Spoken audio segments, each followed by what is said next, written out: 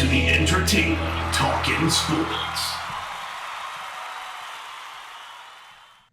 What is going on, football fans? Back at it with another New York Giants video. Going to try to have one more up for you guys today before I go live. We'll see. I had a good subscriber of mine on Twitter recommend a video. We'll see if I get it up. But in this video, I'm going to talk about the news that came out yesterday regarding the Pittsburgh Steelers and their star wide receiver, Juju Smith-Schuster.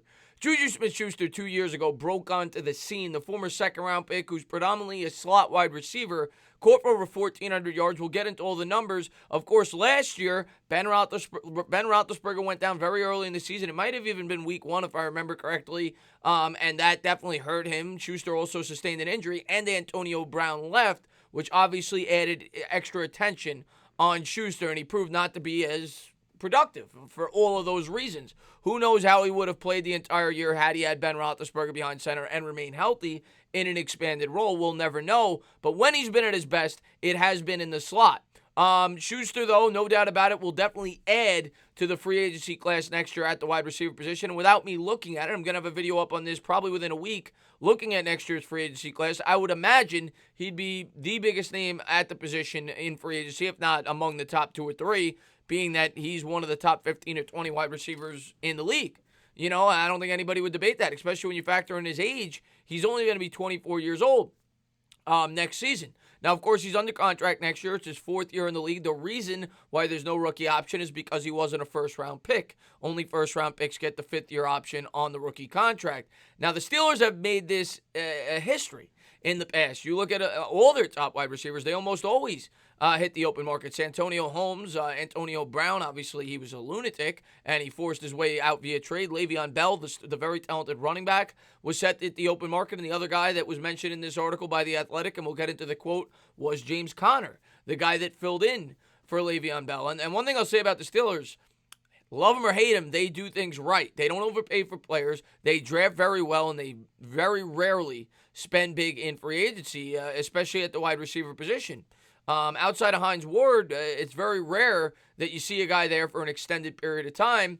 They just find another wide receiver in the draft, and that's pretty much been their philosophy since the start of time. Same thing with Plaxico Burress, a guy who the New York Giants signed. He started with the Steelers. They let him go when he hit his second contract. The Giants signed him, and obviously he had a lot to do with our Super Bowl. But let's get into some of the things I wanted to pull up about Schuster and whether or not I think he could be a good fit with the New York Giants.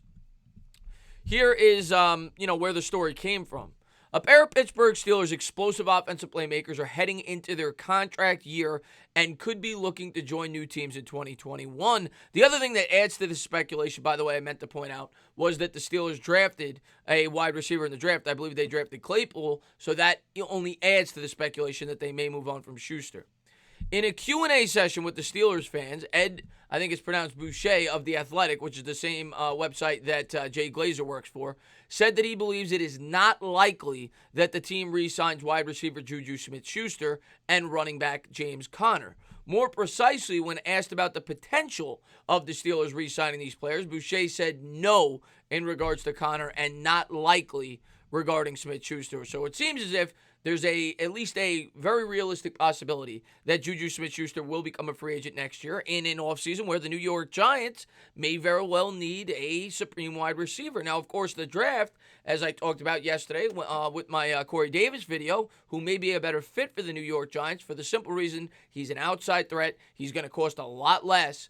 Schuster would cost you top-tier money and does most of his work in the slot, where we have Tate and where we have Shepard. Now, Tate may not be on the roster after this year, but Shepard, outside of, sustaining more concussions, which needs to be taken into account, could definitely be. One common player that a lot of people compare Schuster to is a tough wide receiver like Anquan Bolden, and that's the type of wide receiver that he is.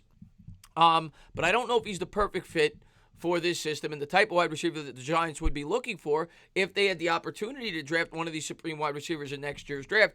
All of this needs to be taken into account.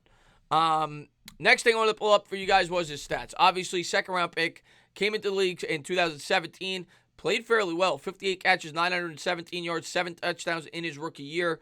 2018 is where he exploded. He had over 1,400 yards on 111 receptions on just 13 starts, played 16 games, got into the end zone 7 times. And then last year he regressed due to a lot of factors. 1, the injury. He only played in 12 games. 2, Ben going down. And 3, he saw added attention, being that they got rid of Antonio Brown. This is another thing I want to pull up for you guys. It was a tough season to evaluate with the different quarterbacks and some of Juju's injuries. So it's a tough season to evaluate from a lot of different standpoints, Art Rooney said in January on PennLive.com. Obviously, we still think highly of Juju and still think he's going to be an outstanding player in the league moving forward, and we will address the contract situation when it's appropriate. And then finally, I wanted to pull up this for you guys because this is why if I'm the Giants, I'm probably not interested in him. If I think Shepard's in my long-term plans, or if I think I'm going to keep Tate for 2 more years after this year, which they very well may not do, but he does the most of his damage in the slot. I think he had 166 total targets or thereabouts in his breakout year in 2018. Over half of them, 92, which led the league, were from the slot. He had the most slot targets in 2018. Adam Thielen, Jarvis Landry, D.D. Westbrook, and Adam Humphries rounded out the top 5, but he had more than anybody in the league by 6.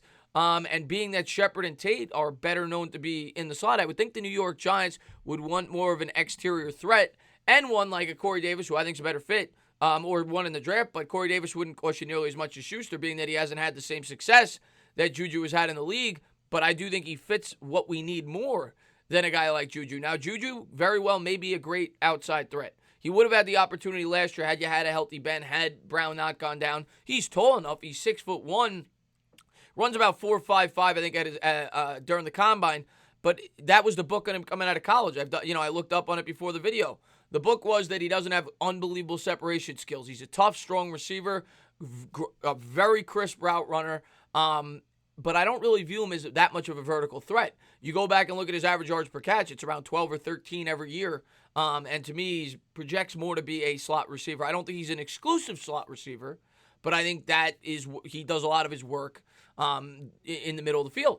And I think the New York Giants would be looking for somebody on the outside, depending on what happens, like I said, with Sterling Shepard. But am I going to be willing to give Juju Smith-Schuster top-tier money? And that is what he would command. He's only going to be 25 next year. He'll be 24 this season.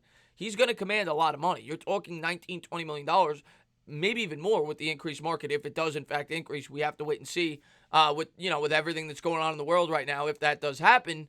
But if he goes out there and has a productive year this year, with which he very well may, with Ben Roethlisberger back, and they don't franchise tag him, which would cost $17 million, I think he's going to cost you $20 million a year, somewhere around there. And if I'm the Giants, do I do that? No. I'd rather find one in the draft or find a more cost-effective option like the aforementioned Corey Davis, who is more the type of wide receiver that I think fits our system and what we'd be looking for. As always, guys, if you liked what you watched, please subscribe, drop a comment, maybe give me a little thumbs up. Cheers.